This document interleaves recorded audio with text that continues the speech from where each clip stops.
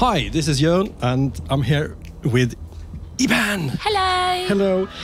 And we are just outside the studio, where we are making Love in Space. And Iben, your role in the production is what?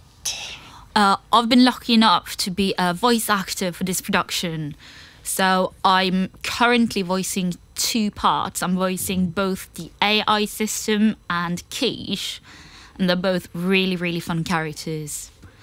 So that also means I get to do a lot of like the playthroughs now in the beginning, and it's really, really exciting to see how everything's coming together. And I've kind of lucked out because you are also my GM or DM. Which do you prefer? Ooh, it depends.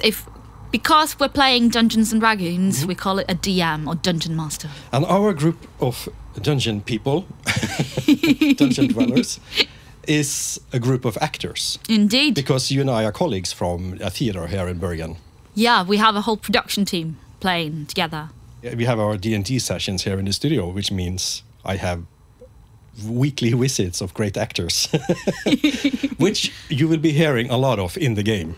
It's absolutely incredible to be allowed to pause a game and go for a break and then say, by the way, can we just do this one take for background noises? Before we start today, can you make this noise? It's such a privilege. But you're a professional actor. You're educated. Yes. Properly trained and everything. I'm educated at the Liverpool Institute of Performing Arts and the Institute of Art in Barcelona. LIPA? Yeah, that's right. And Barca? It's called Institute of Arts Barcelona, so IAB. Why did you decide to go abroad? Honestly, because I was after a little bit of a new challenge.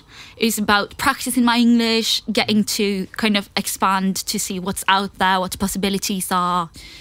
And because getting an international education means you get to meet a lot of international artists, so you create like a network that's a lot bigger than what you'd be able to do if you just stayed put. So do you utilize that now? You're an a international network? Or? I do a little bit, not that much.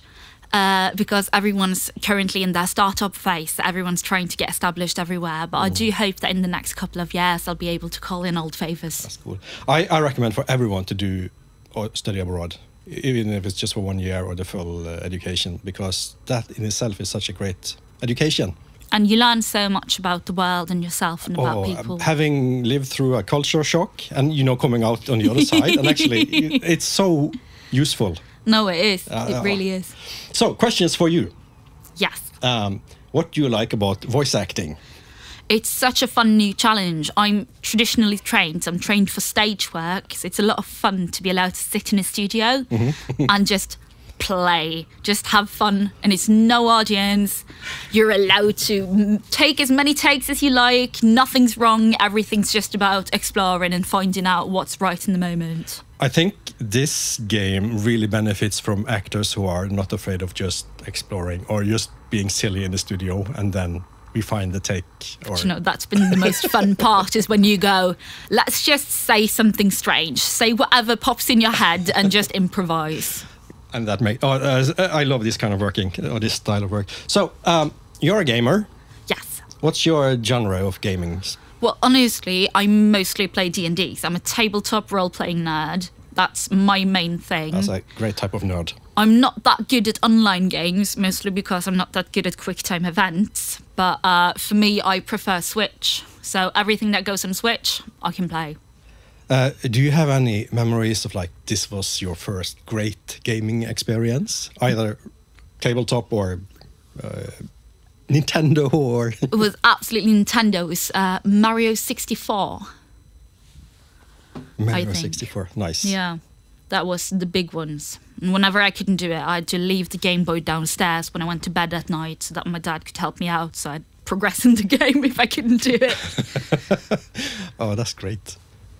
Yeah, I'm so old, so I go way back to like even text adventures and stuff. Oh. But I like classic adventure games. And I think in Love in Space, that influence is really apparent. No, it does. But it's such a fun game, though. When you look at everything coming together, it's going to be incredible. And last question. How do you think you would enjoy playing Love in Space the most? As in karaoke mode or in regular mode? absolutely in karaoke mode. However, maybe not at home because it's not that soundproof. And if I sit down and play in karaoke mode, you have to do the proper karaoke experience, which means you have to just go for it. Okay, thank you, Iben, for this. Thank you so much. And guess what we are going to do now? Play D&D. Play D&D.